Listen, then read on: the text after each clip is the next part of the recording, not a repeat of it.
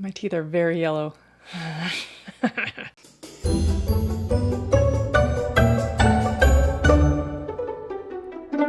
Hi guys, welcome back to another episode of Crue Trime. Crue Trime. Crue Trime. My name is Sarah, and what I do here is tell you a terrible story to ruin your day.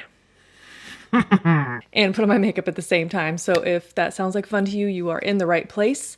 If it's not, you're not.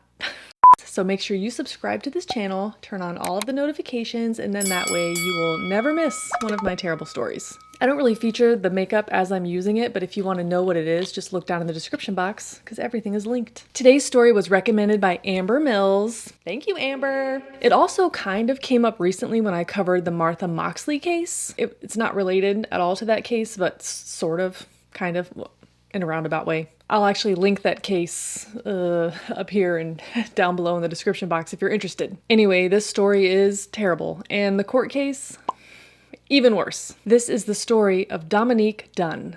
On October 30th, 1982, 4 West Hollywood, California sheriff's deputies arrived at 8723 Wrangley Avenue in response to a domestic dispute. Neighbors had actually called the police after hearing the young woman who lived in the house outside screaming with her boyfriend. Well, ex-boyfriend, and she was screaming for help. When the sheriffs arrived, they found 25-year-old John Sweeney, who approached them with his hands in the air. I'm not sure what to do with my hands. They also noticed that his hands were bloody and his knuckles were busted open like he had been punching something or someone. The deputies went beyond this man and they found the body of a young woman lying on the ground. John's ex-girlfriend, Dominique, was lying in her neighbor's driveway that was mostly obscured by a hedge. They found obvious signs of strangulation, her pupils were fixed and dilated, and she wasn't breathing. The officers started performing CPR and the ambulance arrived on scene about 5 minutes later. They were able to get her heart started again. Dominique was rushed to Cedars-Sinai Medical Center where she was placed on life support. Unfortunately, all the tests were indicating that she had no brain activity. She remained on the life support machines until November 4th, and her heart finally stopped. Dominique was 22 years old. So who was Dominique Dunne? I'm glad you asked. Dominique Ellen Dunne was born on November 23rd, 1959 in Santa Monica, California to Ellen and Dominic Dunne. You'll remember Dominic Dunne from the Martha Moxley case. He's a writer. Dominique had 2 older brothers, Griffin and Alex. And the Dunne family was traditional Irish Catholic. They'd always wanted a house full of kids. Unfortunately, pregnancy was really hard on Ellen. Her nickname was actually Lenny. She had lost 2 daughters at birth, one in 1958 before Dominique, and then another in 1963. Dominic and Lenny divorced in 1965, although they remained very close friends. In fact, Dominic always called Lenny his wife, never ex-wife. Their split was very amicable. There was no argument over custody of the kids, nothing like that. You shut your mouth when you're talking to me. And despite that family split,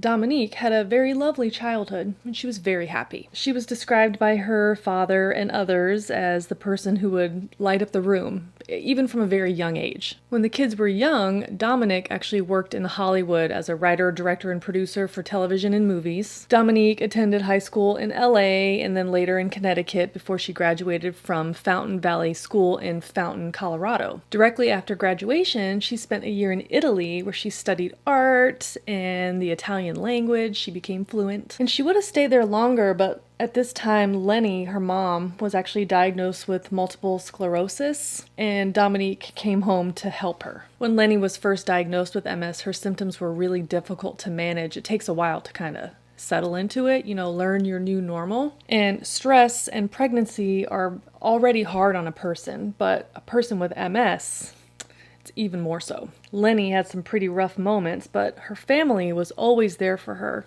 especially Dominique. So after helping her mom learn what her new normal was and coming to grips with her mom's disease, Dominique decided that things were settled enough for her to start college. In the fall of 1978, she enrolled in Colorado State University to study drama. Came as no surprise to anyone that she decided that she wanted to be an actor. She had spent her entire life around TV and movie sets, premieres, filming locations. She definitely had the bug. And it turns out that she was actually pretty good. She moved to LA and took acting classes led by Milton Katseles at the Beverly Hills Playhouse. Some of Dominique's classmates and friends were people like Miguel Ferrer and Tony Danza. She appeared in a few stage productions like West Side Story, My Three Angels, and The Mousetrap. Dominique was a natural, and she was very comfortable being vulnerable in a way that, takes years to find. Her first role in a film, which was a TV movie of the week, it was called Diary of a Teenage Hitchhiker. You can guess by the title that it was not a comedy. It was like one of those after-school specials. You guys remember those? Following that movie, she had roles in several different TV series, like Fame and Heart to Heart, shows nobody remembers. Except for us. Dominique was becoming quite well known, but then in 1981 she was cast as Dana Freeling, the teenage daughter in Poltergeist. You guys, that movie Poltergeist? I was far too young to be watching that movie the first time I saw it, and it scarred me for life. Anybody else? Tell me in the comments. The clown under the bed? You guys, the making of the movie Poltergeist? Totally cursed. And I know it's not necessarily like a crime story, but let me know if you guys would be interested to hear something like that. Anyway, in the fall of 1981, Dominique and her friends decided to have what they called a Sagittarian birthday party. So Sagittarius season, like the zodiac. So Sagittarius season is from November 22nd to December 21st, in case you didn't know. And the Sagittarius party was great. Everybody had a lot of fun, and there were even some new friends that were brought into the mix. One of them was a guy named John Sweeney. John was the head chef at a very exclusive restaurant in LA called Ma Maison. I don't speak French. Ma Maison. Ma Maison was so fancy that the phone number was unlisted. You know what I mean? Very exclusive. Anyway, John caught Dominique's eye right away. Although some of their friends seemed like they would be like a mismatch. John was very much into Dominique, like head over heels, immediately. It kind of had some people squinting at John, he was only pursuing Dominique because he needed something. It was like he was way more into her than she was into him. So John Thomas Sweeney was born in Sagittarius season of 1956 in Hazleton, Pennsylvania, to Maura and John Sweeney Sr. John was the eldest of 6 children in a Irish Catholic family, so, commonalities with him and Dominique. But his family was actually quite poor. John Sr. was an alcoholic who was sometimes employed at the local factory, but he didn't stay employed long enough to keep steady food on the table. Life in the Sweeney home was rough. John Sr. wasn't just an alcoholic, but he was also physically violent with Maura and the children. And just a reminder, this was the 70s. This kind of terrible home dynamic was unfortunately pretty common. And it's not an excuse for the later behavior of John, but it does explain John's viewpoint of what is normal in relationships and what kinds of behaviors are acceptable, like aggression and physical violence. Anyway, so after finishing high school, John attended Hazleton Community College to study culinary arts, and he graduated and began working as a chef at the local restaurant, Carmen's. By 1976, John had finally saved up enough money to move to Los Angeles. He got hired at this dream job, Ma Maison, and the kitchen at Ma Maison was like a pressure cooker, and anybody who's worked in fine dining restaurants will tell you that those jobs are high stress.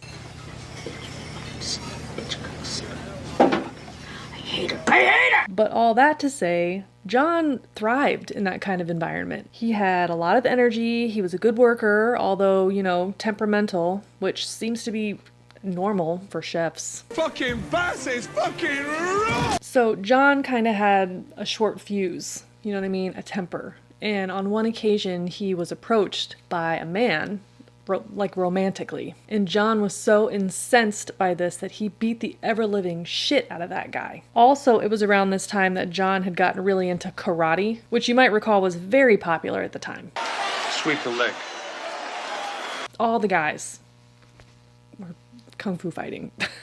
Anyway, so John met Dominique at the Sagittarius party in late 1981, and within a few weeks, John and Dominique moved in together into a one-bedroom home on Rangeley Avenue in West Hollywood. Things between them were great. Dominique took John to New York for the weekend to meet her dad and brothers. They didn't love John, but they wanted to be supportive of Dominique. I think they just didn't like his vibe, but also, maybe they were being protective. We know now that there actually was an incident that weekend. So while in New York, John and Dominique had gone out to eat at a pub called PJ Clark's, and a fan approached the table. Now, this fan was a big fan of the movie Poltergeist.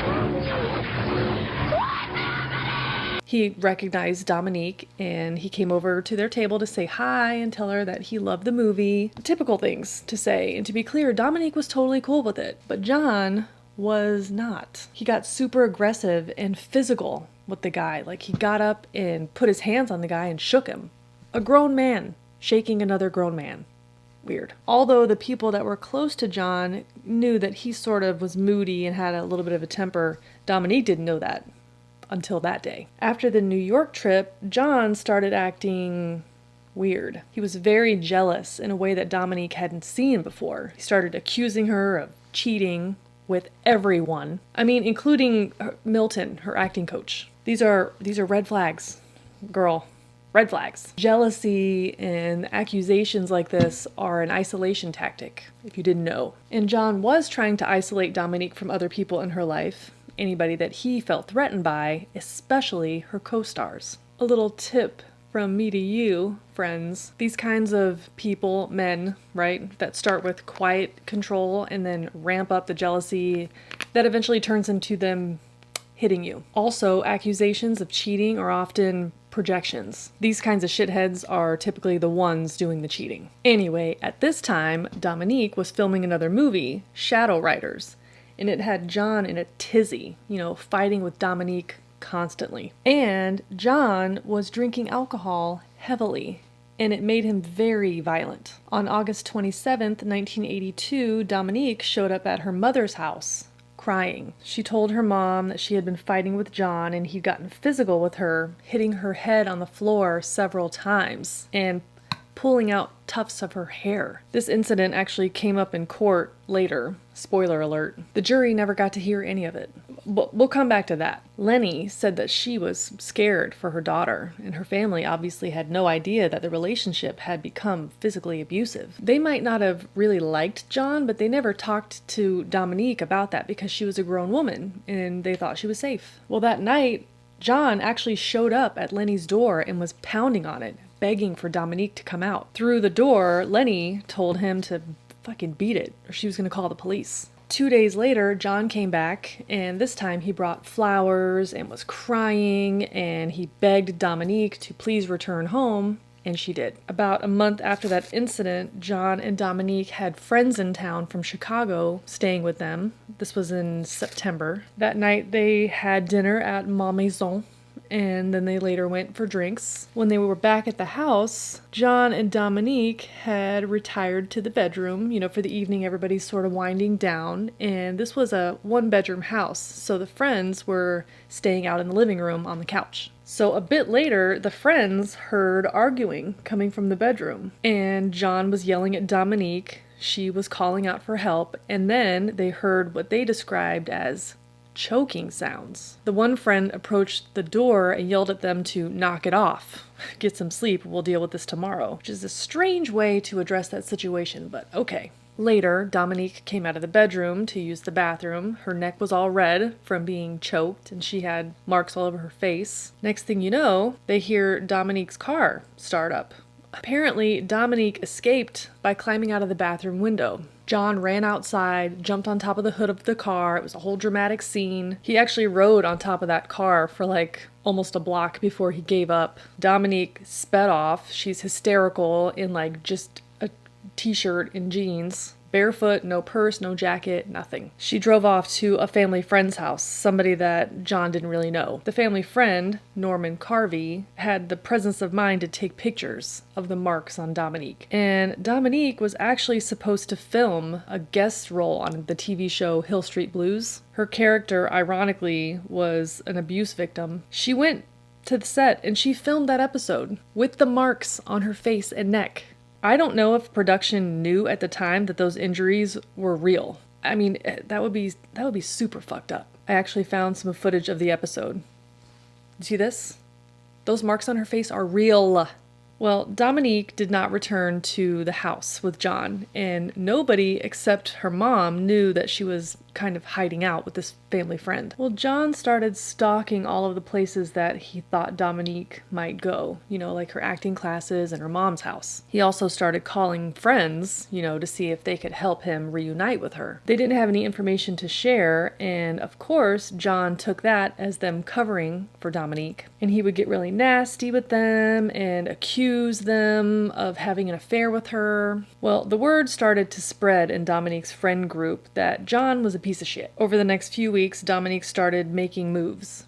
She officially broke up with John. She had actually done that over the phone, called him up, told him it was over, told him that she wanted him to move out of the house. He did, and Dominique very smartly had the locks changed immediately, although the locksmith would later say that he saw John driving by many times while he was working. On October 25th, 1982, Dominique returned to the empty house with the new locks. She wrote John a letter telling him that she needed time away from him, and John started love bombing. Love bombing, if you're not familiar with that term, is when somebody starts smothering you with gifts and attention and apologies. John was calling the house constantly, begging Dominique to take him back. And on October 30th, he made a chocolate mask resembling Dominique's face.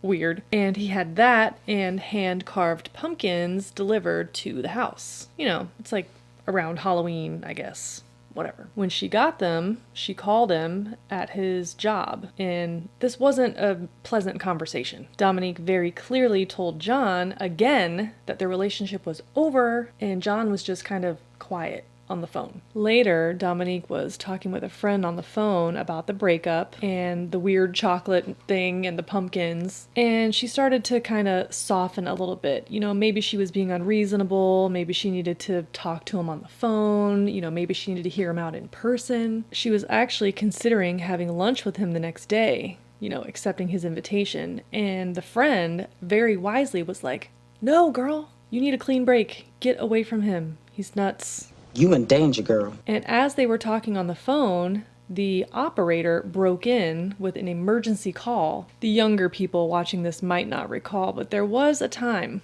before call waiting existed. If you called somebody and they were already on the phone, you would just hear a busy signal, and you would just have to wait. But if there was an emergency, you could call the operator, which is also something that used to exist, an actual person that you could talk to, and they had the ability to interrupt phone calls. So Dominique's phone call was interrupted by guess who? You already know, John. He was really upset at this point and said, you better talk to me. So as she's on the phone, this emergency break-in phone call with John, there was a knock at her door. Her friend and co-star David Packer was there to run lines with her, to prep for a film shoot the next day. The problem is John heard that knock at the door in the male voice when they were on the phone, and he freaked out. John hung up the phone and within 10 minutes was on the front porch banging on the door. Nothing about this was going to be good. Dominique answered the door, through the chain lock that was still secured. So now they're arguing, and David asked, "Should I leave?" John said yes. Dominique said no. So then she opened the door and went outside to speak with John. Inside the house, David could hear things outside, like John screaming at her. He also heard what sounded like John's hand hitting the wall of the house and some thuds. He called the police, and they told him that Dominique's house was not in their jurisdiction and hung up. Well, thanks for fucking nothing at all.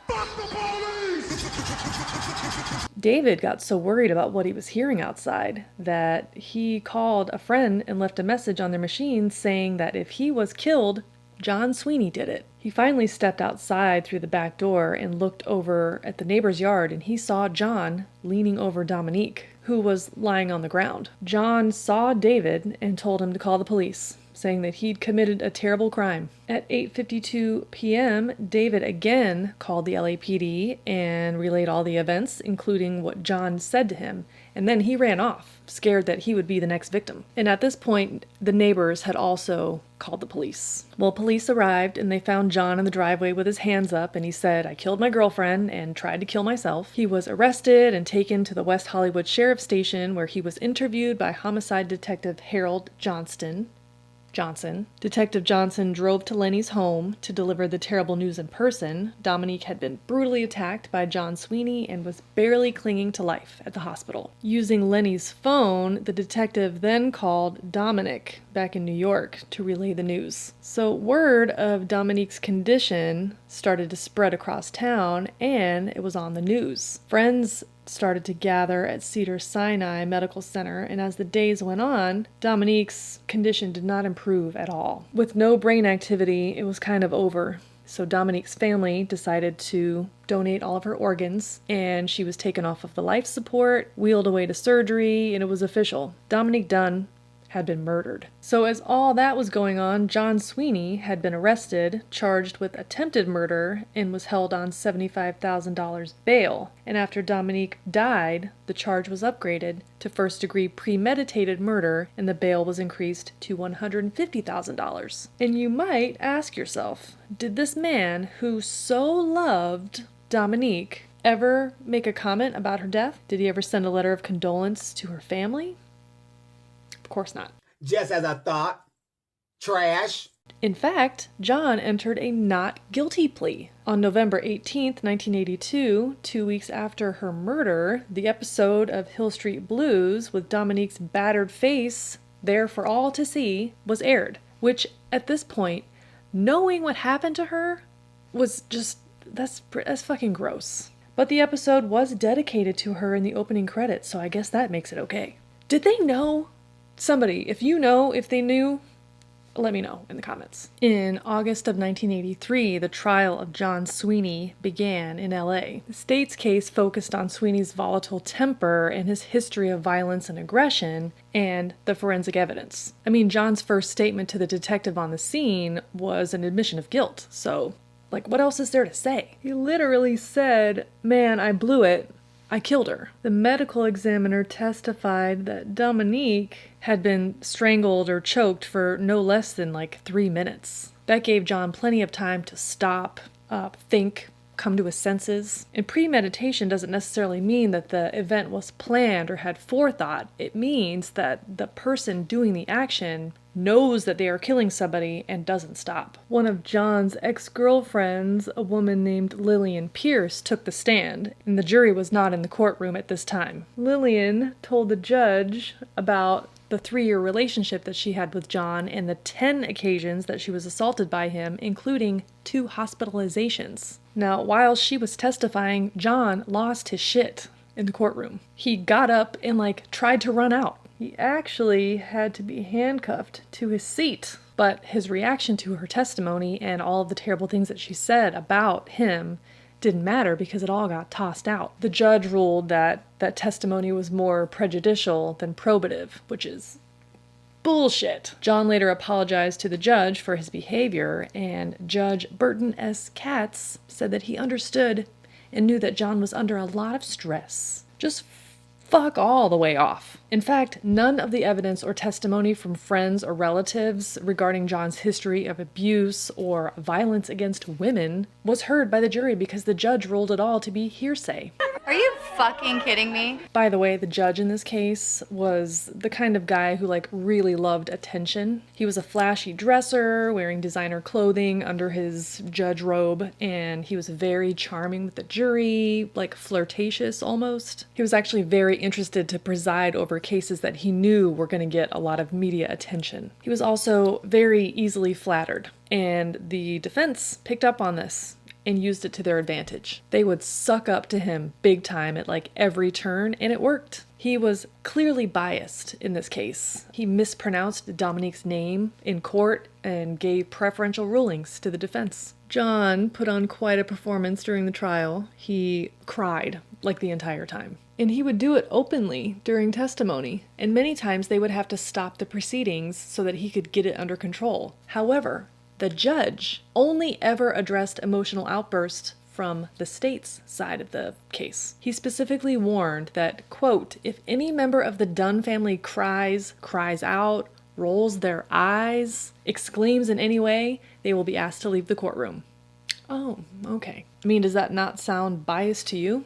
It keeps coming. The defense actually made a motion to restrict Dominique's mother, Lenny Dunne, from being in the courtroom because apparently her presence in a wheelchair would create undue sympathy that would be prejudicial to Sweeney. Oh, and when the autopsy photos of Dominique were shown to the jury, the judge would only allow them to view Dominique's neck area, not her bruised, swollen, unrecognizable face from John beating it in. So the defense eventually made a motion to strike the first-degree murder charge because premeditation could not be proven. Judge Katz, instead of giving the jury options, agreed. The jury was only allowed to consider second-degree murder or manslaughter, which is infuriating. But wait, there's more, because in court, John Sweeney laid it on thick for the jury. Not only was he a big old crybaby, he carried a Bible to court every day, resting his hands on it at the defendant's table. John Sweeney also took the stand in his own defense, if you can believe that. He told the jury in a voice so small and meek